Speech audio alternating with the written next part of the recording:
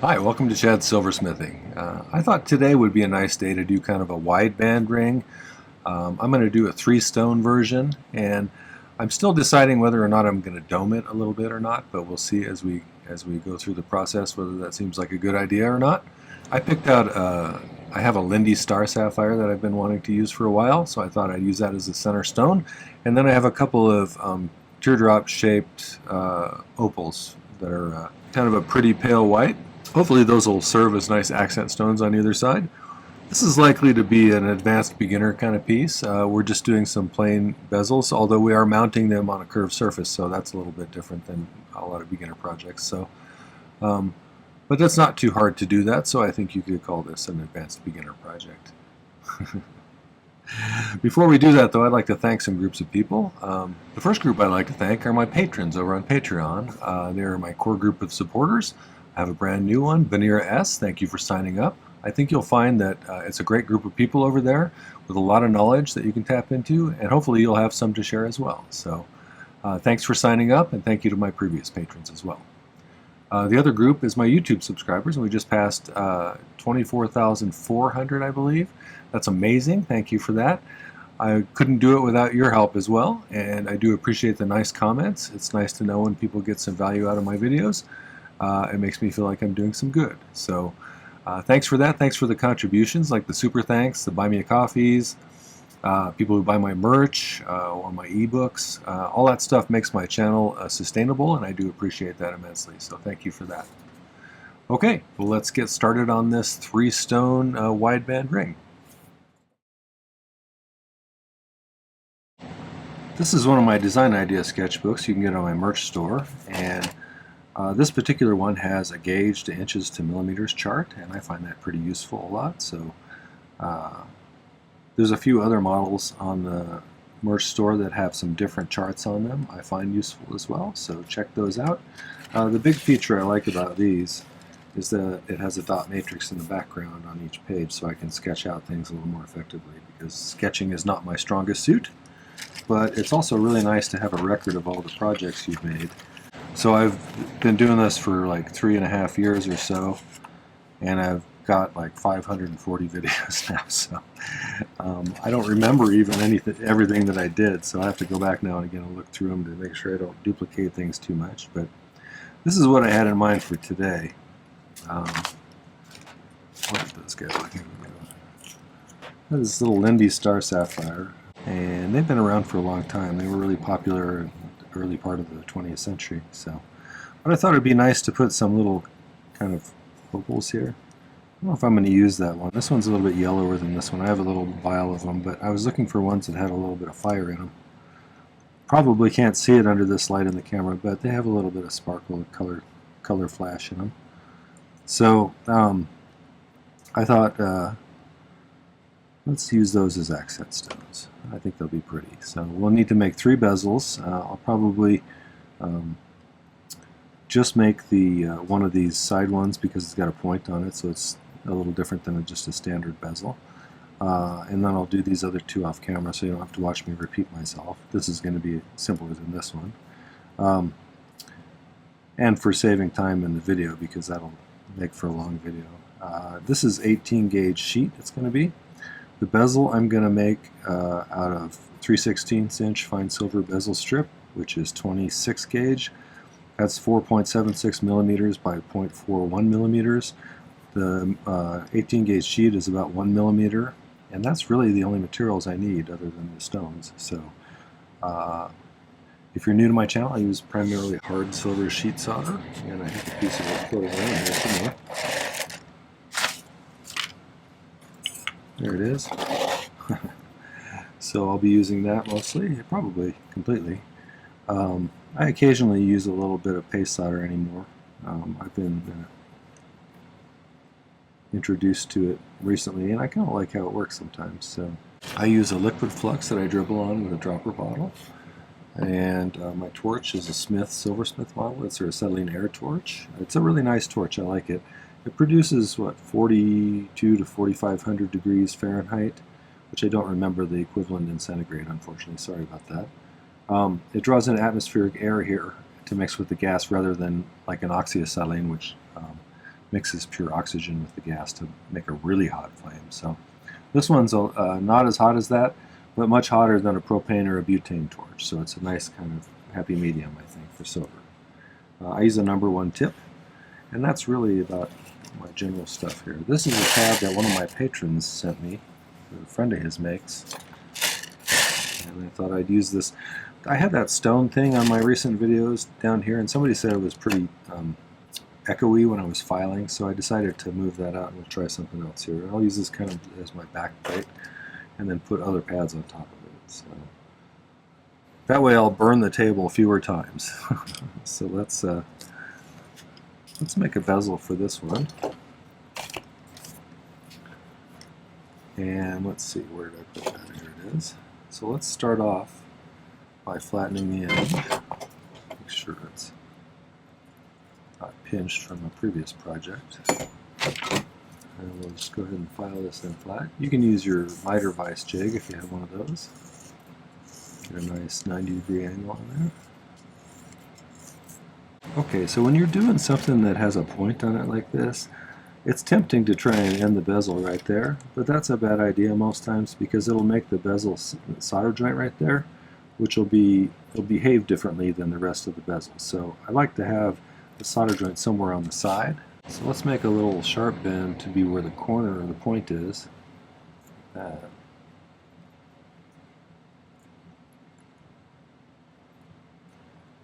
then we can go from there and kind of make a teardrop shape like this. I always call these teardrops. Some people call them pear shapes. What do you guys think?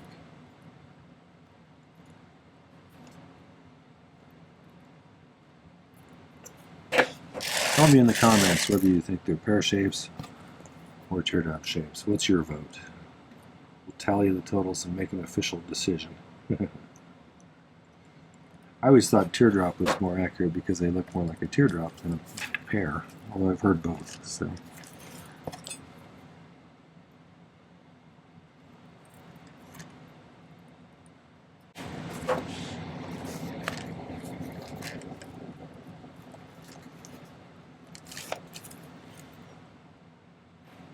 I would like to get it tighter, but I'm not probably going to be able to. So normally I measure it, and where they meet here, I add a little bit extra for filing purposes. On this one, I marked it right where they came together, so that it would make it a little bit smaller than it looks, so that it would compensate for the fact that I couldn't get it tight up against the stone.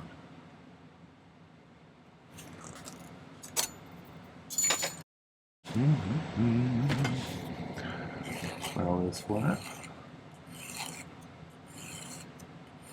One thing I do on bezels is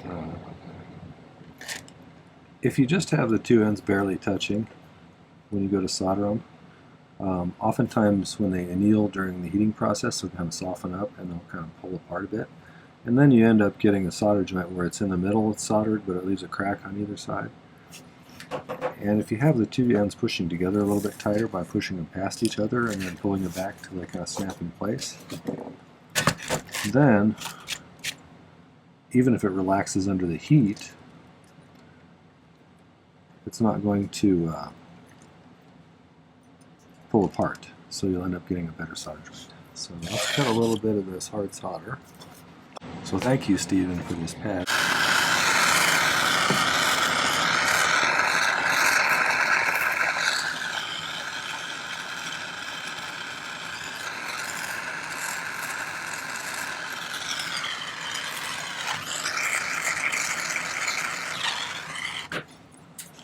It takes very long to solder a bezel. If you leave it on there too long, it'll start to do that process I was talking about a minute ago.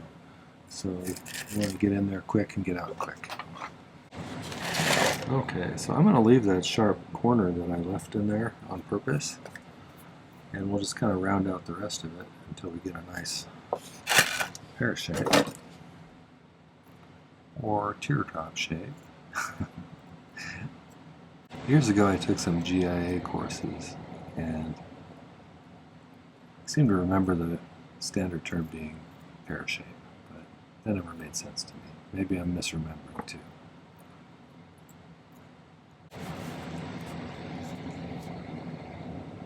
That's pretty good. We got a little bit of extra space, but not so much as to create a problem, but close enough to where it'll be a nice fit. So a couple things we're going to be doing to this bezel after we get this band lined out, the shape that we wanted, which is going to be more tapered at the ends. Then we're going to make it into a ring band, and I kind of feel like doming it. And after we dome it a little bit so it's kind of sticking up a little bit off the top of the finger, we're going to need to shape the bottom of the bezel of this, and possibly the bottom of the other two bezels that are going to go next to it so that they fit on there nicely. But that'll come after we get it round, because then we'll know exactly how the bottom of the bezel is going to match up with it. So, but I think now I'm going to go off camera and do the other two, so you don't have to watch me do the same thing over and over again. So I'll be right back. So I got all three bezels made now. I think we're ready. They're much taller than they will be at the end.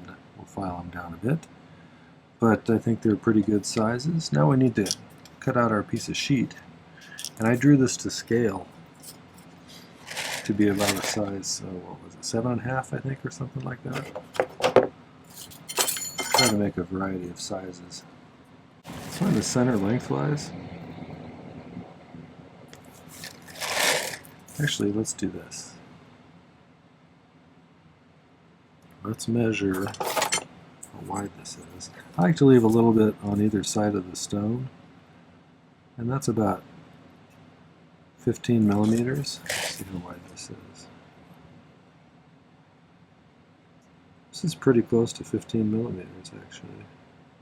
So I think I'm just going to go with that in the center here, but lengthwise we need to find the center. So we go, let's see.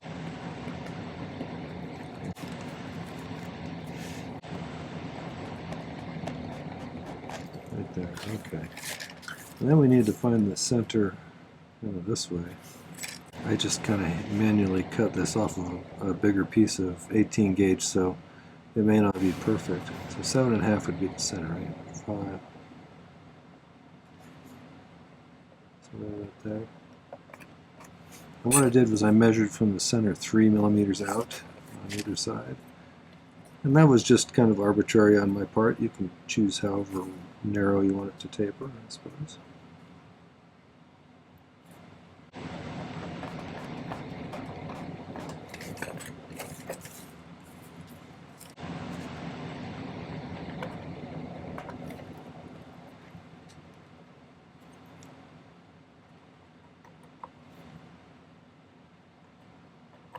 So now, if I scribe a line from this one to the top corner here, it should get us pretty close to where I drew up.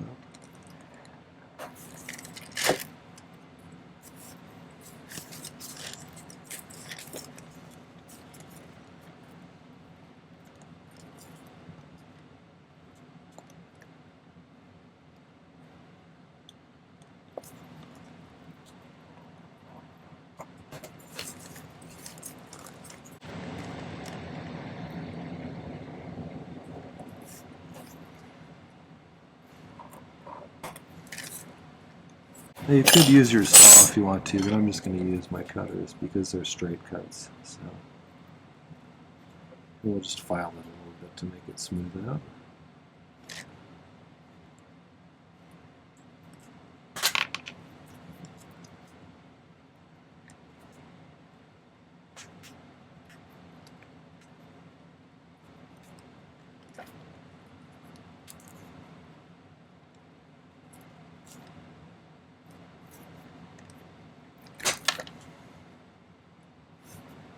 This little piece of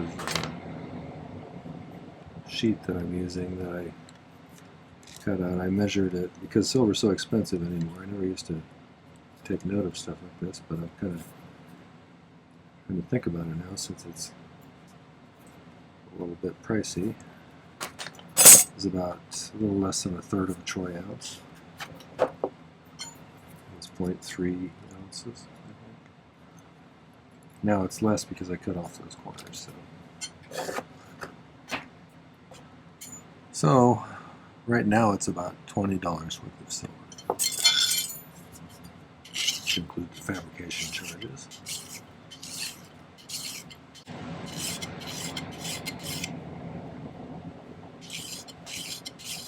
You could use faceted stones as accent stones on this if you wanted to. That would be pretty. I thought about doing something like this with turquoise and then maybe some Swiss blue topaz on either side.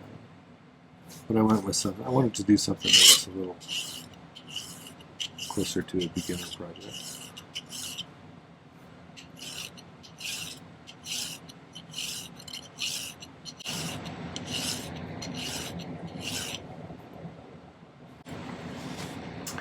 Okay, so I need my dapping block and punches.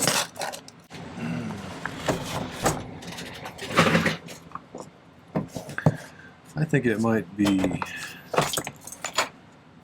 a good idea to maybe round this out a little bit around the mandrel first, at least on the top part, kind of a U shape. Then maybe we can put it in one of these and see if we can damp that down a little bit. Start kind of on the bigger side. That's too big, I think.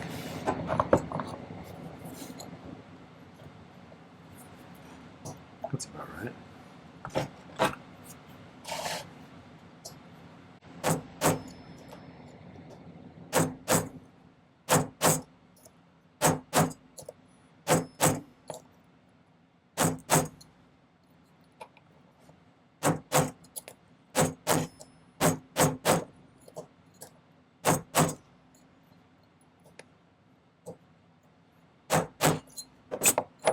Starting to look a little domey.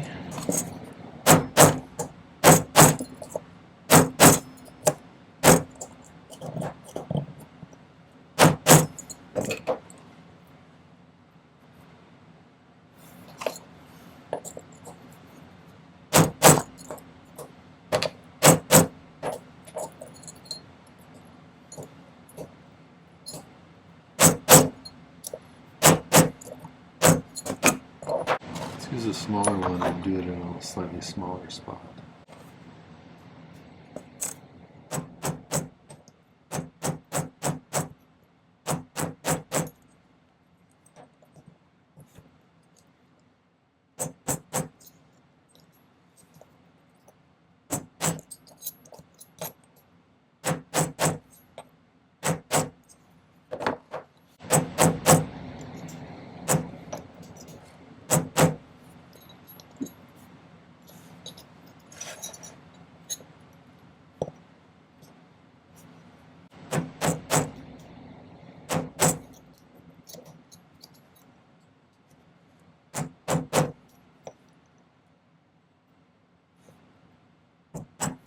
So I think we got an initial dome started here. So let's do this. Let's solder this together. That'll do two things. One, we can get these rounded out, and then I think we can set it inside of one of these and tap downwards, and that'll round out the rest of it a little bit and kind of curve it inwards and make the top part a little bit more pronounced even. So at least that is what I think will happen.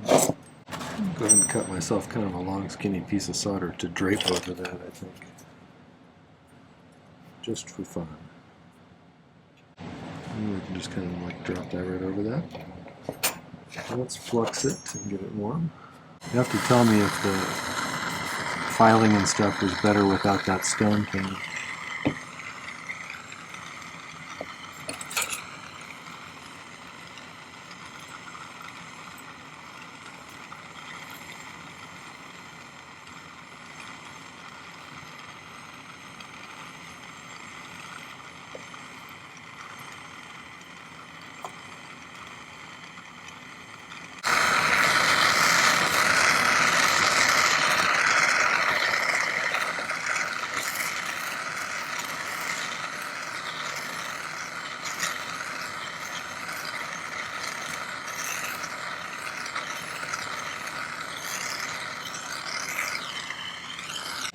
Okay, let's see if we can file off that excess solder.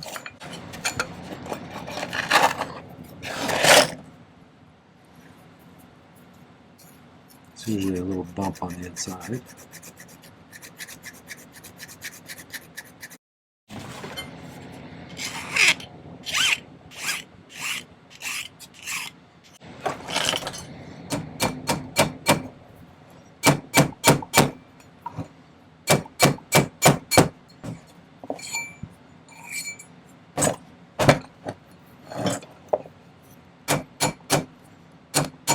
So I'm going to spend a few minutes filing this so it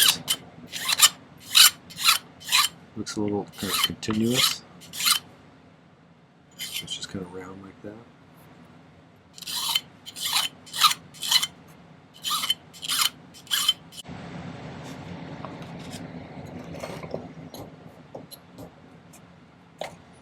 I put it inside of this, and I'm going to kind of try and get that curve on the bottom to push this inwards by putting direct pressure on the top.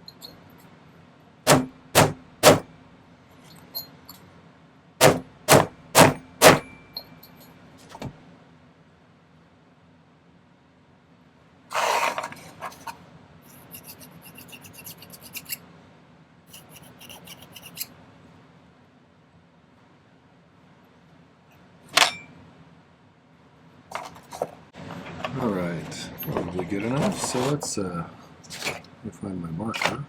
I'm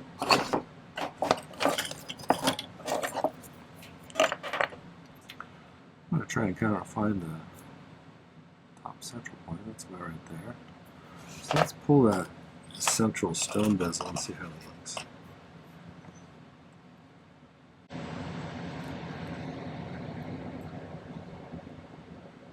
So it's curved enough to where, if you can see, it's touching in the middle point. So we want it to go right about there. And we'll need to put a slight taper on the bottom here. So like, take a little bit away here with the Dremel or your rotary tool and just grind it away with either a ball burr or an abrasive white wheel or whatever. And then we should be able to get it to fit. So let's go do that.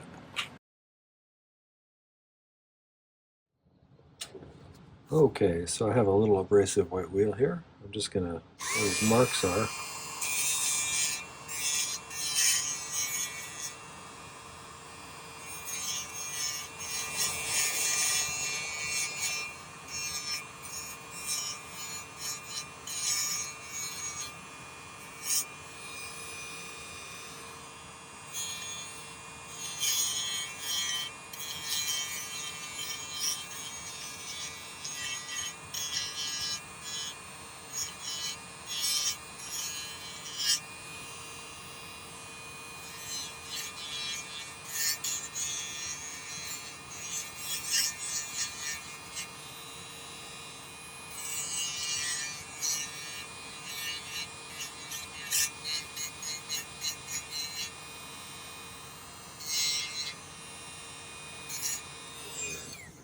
fit test there.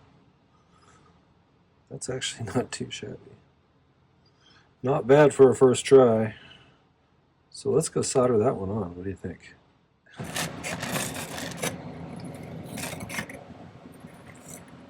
going to clamp it enough to where it opens up a little bit so it doesn't slide around so much.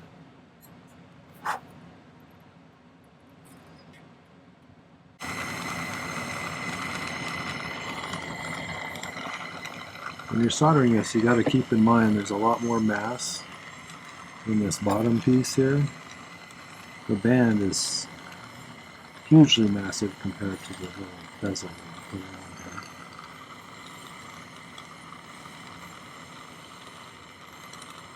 And so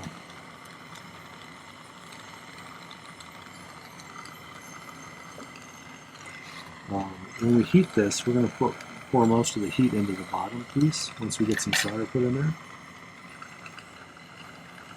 And then only at the very end will we kind of start including that bezel in the heating process, because it's vulnerable to the heat compared to the rest of it.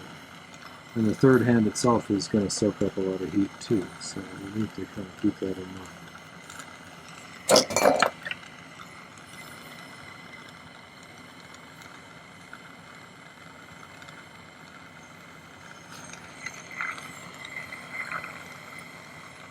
And it always takes longer than you think it's going to take to get that bottom piece up to temperature.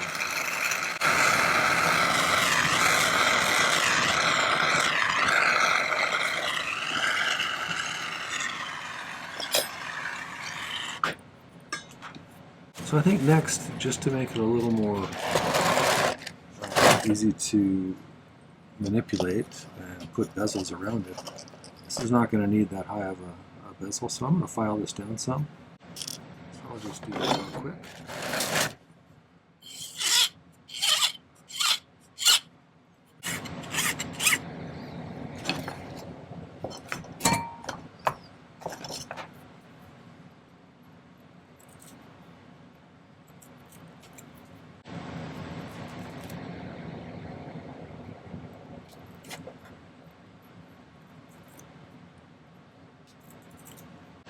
Kind of get an idea how this is going to work. Okay, we'll be putting these as close up there as we can. So let's go figure out the angle we need to cut on the bottom of these teardrops. So we'll just go back over there and do that real quick. Much like the other one, it needs to kind of bow upwards in the center of the long sides. So I think we're just going to kind of do a little bit of that and see how it works.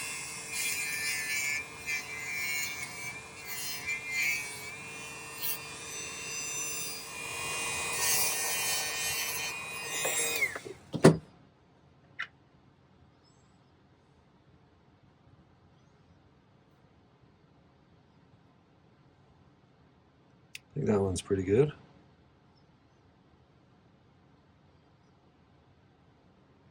Okay, I'll do the other one and we'll come back and solder on.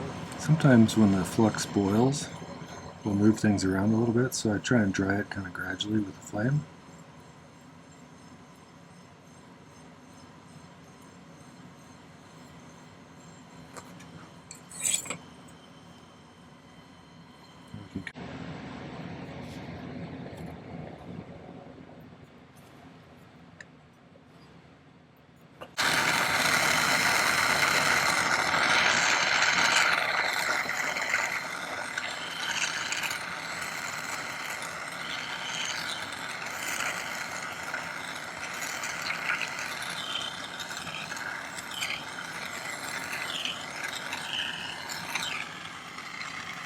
I think we got it okay.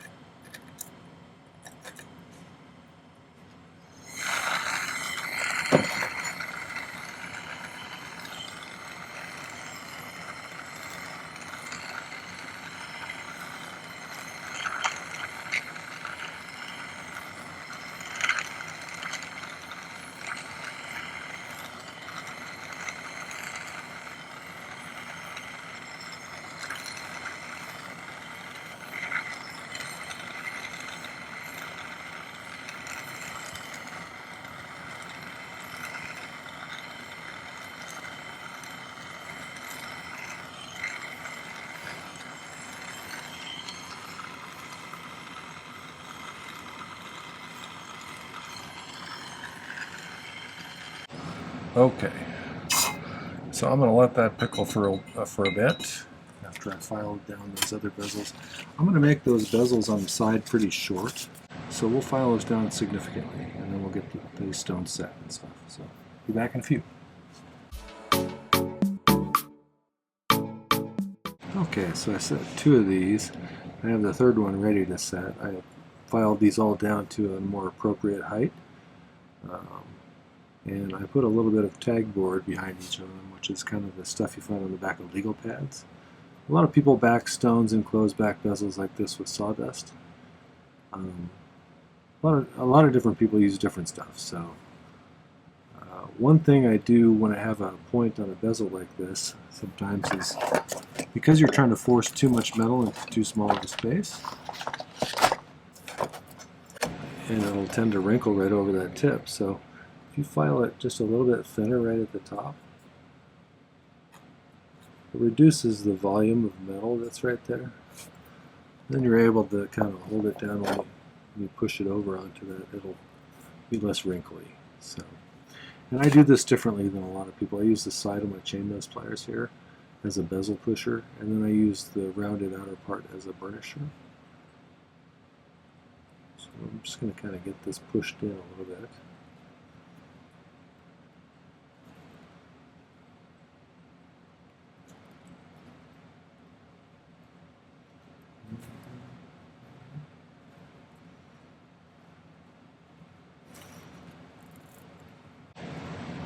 Okay, now we'll do a little bit of burnishing with the smooth outer part of this.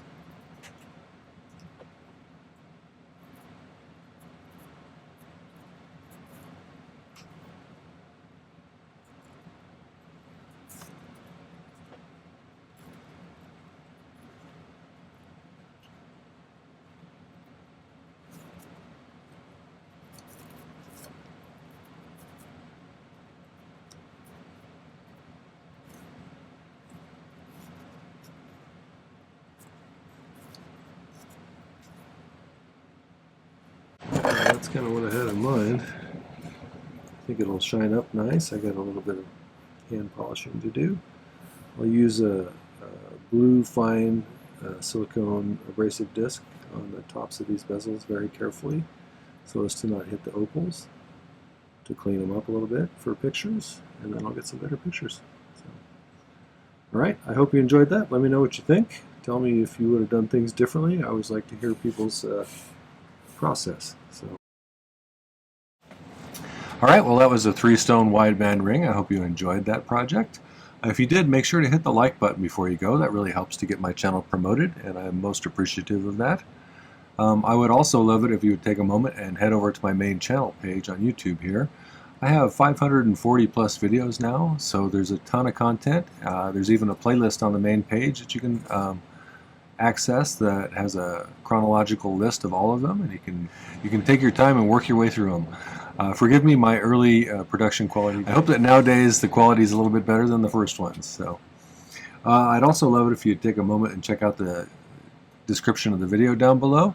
There's not only information about the video itself, there are some there are some important links down there as well. There's a link to my merch store if you want to get yourself one of those nice design idea sketchbooks or some other useful merch. There's a link to my Patreon site if you want to find out about the different tiers of that and what privileges and benefits you get from each tier.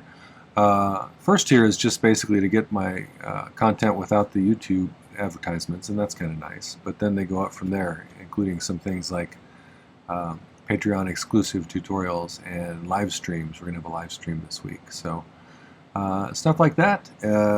Check it out. I'd love to have you as part of that community as well.